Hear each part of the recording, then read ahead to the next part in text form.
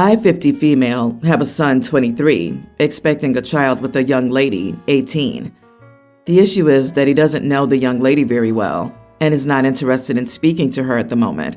So we have a paternity test scheduled pretty soon so we can know before the baby's born.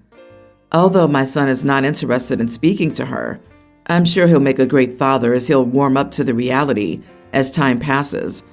I met this young lady only a few weeks ago. She's 3 months along. She had no interest in getting prenatal care, so I've scheduled an appointment for her. I offered her a ride, and she made an excuse as to why she couldn't go. I called her yesterday, and she said she was having pain, so I insisted she go to the hospital. She didn't want to go and said it was no longer bothering her, and she didn't want to go without my son. However, I was already on the way, and when I came, she wouldn't come outside, so I left upset. Today she sent me a video of a sonogram and said that the sonogram she sent was from her last appointment a few weeks ago. But I'm thinking, why send it to me now, after all this talking time? And so randomly, so I said to her, "Congrats. Had you texted that you were going to the doctor or whatever you have going on, someone wouldn't have minded being there for you. It's questionable how you are showing this today, when we were only trying to help you yesterday to make sure you and the baby are okay." She felt disrespected and took it that I was saying she was lying about being pregnant. However, I don't care how she takes it because I didn't call her a liar, and I don't know if she is. Am I the idiot for the way I approached her? I feel my message was exceptionally polite. Don't see how I insinuated she was lying about the pregnancy and feel she just took it the wrong way. Edit. I don't know if she's pregnant, but I will do everything I can to push this issue. I have a feeling she won't show up to get the paternity test done. This would prove that she's lying. I have my son's back, and I will protect him at all costs. It was a video of her at the doctor's, and she was recording the sonogram ultrasound from the flat screen in the doctor's office that they were doing on her. So it's not coming up on reverse image or anything. You are the idiot. You're being overbearing and over-involved. There was no reason to send anything other than congratulations. The rest of your message was dripping with attitude and speculation. Don't kid yourself, OP. You knew what you were doing, and she has every right to call you out for implying she was lying. And you know what? She still very well may be lying, but you have no proof. On the chance she's not, why choose to start a relationship with this person who will be the mother of your grandchild this way? You're practically a stranger to her. Maybe she's just not comfortable with going to the doctor with you. You need to let her warm up to you in her own time. Right? If I were the girlfriend, I'd tell OP to lose my number. We have a paternity test booked? Jesus. Also, after saying that it was questionable, OP's claiming she wasn't implying she was lying. Yes, you were. Have the courage of your convictions. You felt disrespected? What did you do to earn this girl's respect? Maybe instead, focus on your 23-year-old impregnating 18-year-olds, then ducking the responsibility of being a parent. Yep, like of course she's being weird with OP. They're trying to get a paternity test and treating her like she's trying to baby trap her deadbeat son. Her son is 23. Why is OP even getting involved? She shouldn't be contacting this young woman at all. The son is to do that. I would not be taking any advice or appointments or going anywhere with this overbearing, judgmental woman. She scheduled the girl's medical appointments without her consent, and after this girl said she couldn't go, she showed up at her house anyway? Focus on what your son isn't doing and stop harassing this young girl. I disagree, not the idiot. I honestly would have doubts that what she sent was her sonogram, just one day after refusing prenatal care. Come on, you can't get an appointment that fast, but you can download something from the internet quickly. If she's lying, the truth will come out. Maybe she doesn't want to deal with the mother of the 23-year-old mama's boy who got someone just out of high school pregnant. OP is being an overbearing weirdo about this and is ensuring that if this is her grandchild, there will be a very poor relationship, if any, between herself and said baby. You don't get to make medical appointments for strangers and force them to go with you. That's crazy town behavior. Background info. My husband loves cooking. He goes all out for dinners. And even his lazy meals can sometimes seem extravagant, so our children have a mature palate. He especially loves when we have guests. That's when he goes all out. He plans his meal in advance and gets extremely excited. My husband and I had dinner with our friends and our kids. My husband made us Arabic salad and garlic bread on the side with mashed potatoes and braised duck served with a sauce.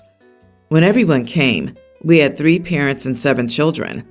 My husband and I served everyone food, and everyone complimented it, but my husband noticed one of my friends called Melissa's child Danny, young grammar school, not eating, so he asked him if he didn't like the food, and he nodded his head no.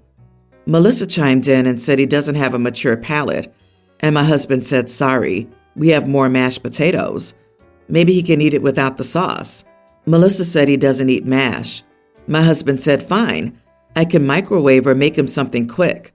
Melissa said thank you and told him frozen chicken nuggets would be good. My husband said, oh, we don't eat frozen food, but how about cereal, PB&J, grilled cheese, or leftover spaghetti bolognese? And she said cereal. The next thing that happened was that my husband served the ice cream and carrot cake. Melissa's other son, Rob, pre-tween, said this ice cream was so good. My daughter, preschooler, said, me and my daddy made it. We don't eat the store-bought crap. And everyone laughed. This is my fault. I was mocking my husband earlier, asking him what he was making, and he said ice cream. And I said sarcastically that we're too good for store-bought crap, huh? It was a force of habit. I'm 100% sure she didn't say it with any bad intentions. Yesterday, I received a call from Melissa saying she felt like my husband and I were looking down on her, and Mommy shamed her because we said we don't eat frozen food. I was just about to apologize because I never wanted to make someone feel Mommy shamed until this woman said she felt sorry for my daughter because she could already see my snobbishness and self-centeredness spreading to her because of that comment my daughter made about the crap ice cream. And this is where I draw a line. I told her not to mention my daughter's name when wanting to address me, and that she shouldn't worry about feeling inferior because she would never be invited to my home again. Our friends decided to get involved, and they kept saying that I should apologize because they didn't want to be left in the middle of it, and they felt like I was wrong because I should have known the food was too mature for a kid's palate. I honestly don't care. I have friends outside this friend group and honestly don't mind cutting them off. This might be an exaggerated reaction, but I'm very sensitive about my daughter and want to know if I'm overreacting. If you're fine losing friends because you refuse to acknowledge that your daughter said something rude, fine. It was rude, regardless of whether your daughter understood that it was or not. That means you are the one who should apologize. So yes, I think you are the idiot. It's pretty silly that your husband decided to make all this fancy food, knowing that more kids would be in attendance than adults. LOL, who in their right mind thinks, oh, we're inviting people with children over for dinner. Let's make duck. LOL, I feel like it's totally fair that someone could interpret, we don't eat frozen food, as opposed to, we don't have chicken nuggets, as a dig. Your daughter also sounded like she was repeating something snobby that she had overheard. Your friend is out of line for passing judgment on a little girl, though. I feel like everyone's the idiot here. Duck isn't that fancy. How do kids get a mature palate? By trying new foods. If you only serve them chicken nuggets, then that's what they'll be used to. OP's not the idiot. Melissa stepped way over the line, insulting OP's daughter. OP was already being gracious by offering alternatives. Melissa has adequacy issues and feels bad for feeding her child frozen foods. It bothered her because I'm sure she sat in bed thinking, should I really let my kid eat chicken nuggets for the 20th time this week? Or let him starve? I, 41 female, have 3 sons, twins who are older tweens, and a younger tween. All of my sons started doing chores around 8 and getting allowances at 10 years old. Chores are only mandatory 5 days out of the week. I don't care what time of day they choose to get them done, as long as they're done by the end of the day. I made it clear to my boys once they started earning money that They would be getting $10 a day for every day they complete their chores. If they fail to do so, then $10 would be deducted. It has been that way for 2 years for my eldest boys and a couple of months for the youngest. Allowance is always paid out every Wednesday, and I encourage them to save enough to take with them on the weekend to their dads in case they go somewhere fun or see something cool that they might want, but dad might not be okay with spending money on. This system has worked swimmingly for us since it started. The boys have always complied with completing their chores. However, one of my twins refused to do his chores, sweeping downstairs and wiping down surfaces, for 3 days. The first 2 days, he did so without problem, but when his friend asked him to play Fortnite with him, my son asked for 15 minutes to complete his chore before he got onto the PlayStation. His friend asked what chore he had to do, so my son told him. In response, my son's friend said, "It's a good thing my parents don't make me do girl chores." I spoke with my son and explained to him that knowing how to clean was not specific to any gender, and that it was a life skill that everyone needed to know. I also told him that I understood that other families function differently. However, everyone did an equal share in our family. Even after speaking with him the first day, he decided not to do his chore. He still chose not to do his chores, so as agreed, I took $10 out of his allowance for each day he didn't do it, which allotted him only $20 for his allowance, whereas his brothers had $50.